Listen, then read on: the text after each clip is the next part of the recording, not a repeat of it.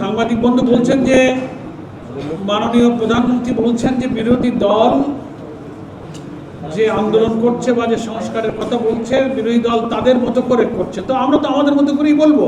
আমাদের মতো বলতে জুলাই সনদে 84টি সংস্কার প্রস্তাবে ঐক্যমত্য হয়েছে, যেগুলো যা জুলাই সনদের ঐক্যমত্য কমিশনের সর্বসম্মত সিদ্ধান্ত হয়ে আছে, গণভোটে যা অনুমোদিত হয়েছে, এটি আমাদের আন্দোলনের কর্মসূচি। এটা আমাদের মতো করে নয়, জনগণের 5 কোটি মানুষের গণভোটে যে আন্দোলনের সুফল তারা ঐক্যমত করেছে, সেটি আমাদের আন্দোলনের কর্মসূচি। এখানে আমাদের মতো কোনো ব্যাখ্যার সুযোগ নেই। বরং আমরা বলবো, মাননীয় প্রধানমন্ত্রী যদি এটা বলে থাকেন তাহলে উনি ভুল বলেছেন।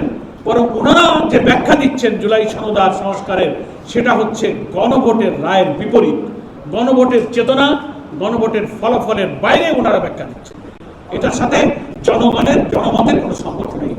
সেকেন্ড আর একটা কি প্রশ্ন আমার সাংবাদিক না, একটু ওই যে আমাকে যেটা প্রশ্ন করলো, এই আন্দোলনকে ওনারা জনগণকে সাথে নিয়ে মোকাবেলা করবেন। তো ঠিক আছে, অসুবিধা নেই। গণতান্ত্রিক দেশে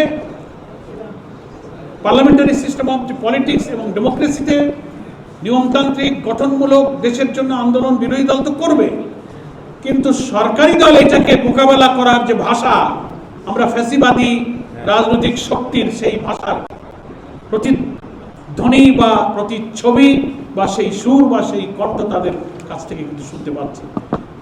বিএনপির মহাসচিব খুব দুঃখের সাথে আমি বলবো, উনিও মাঝখানে একদিন ঘোষণা দিয়েছেন যে রাজপথের সে আন্দোলন উনি এবং স্বরাষ্ট্রমন্ত্রী বলেছেন যে ওনারা মোকাবেলা করবেন।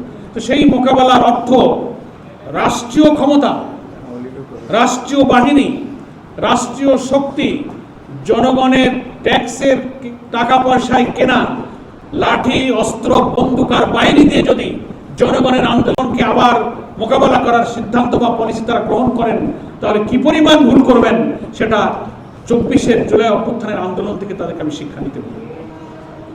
পুলিশ দিয়ে, র্যাব দিয়ে, কোনো বাহিনী দিয়ে জনগণের ন্যায্য কোনো আন্দোলনকে থামানো যায় না। এই ইতিহাস এই জাতির সামনে আছে। নিয়মতান্ত্রিক গঠনমূলক আন্দোলনের কথা আমরা বলি, ওনারাও যখন রাজপথে ছিলেন তখনও বলেছেন। ফলে আমি মনে করি জনগণের কথা বলা, সভা সমাবেশ করা, মিটিং মিছিল করা, এটা আমাদের সাংবিধানিক অধিকার। গঠনতন্ত্রে নিয়মতান্ত্রিক আন্দোলনের রাজনৈতিক কর্মসূচির আইনগত এবং গঠনতান্ত্রিক সুযোগ, অবাধ অধিকার রয়েছে। এখানে কোনো ফ্যাসিবাদী কর্তৃত্ববাদী নিপীড়ন যদি চাপিয়ে দেওয়া হয়, তাহলে তার পরিণতি আগেও যা হয়েছে তাই হবে। আমি মনে করি সরকারের এ ব্যাপারে সহনশীল হওয়া উচিত, গণতন্ত্রের প্রতি, জনগণের অধিকারের প্রতি শ্রদ্ধাশীল হওয়া উচিত। সেভাবেই তারা এটাকে বিবেচনা করবেন। যুক্তি দিয়ে, আদর্শ দিয়ে আপনারা কথা বলুন। আদর্শ আর যুক্তি যখন ফুরিয়ে যায়, তখন তারা সন্ত্রাস এবং অপপ্রচারের পথ বেছে নেন।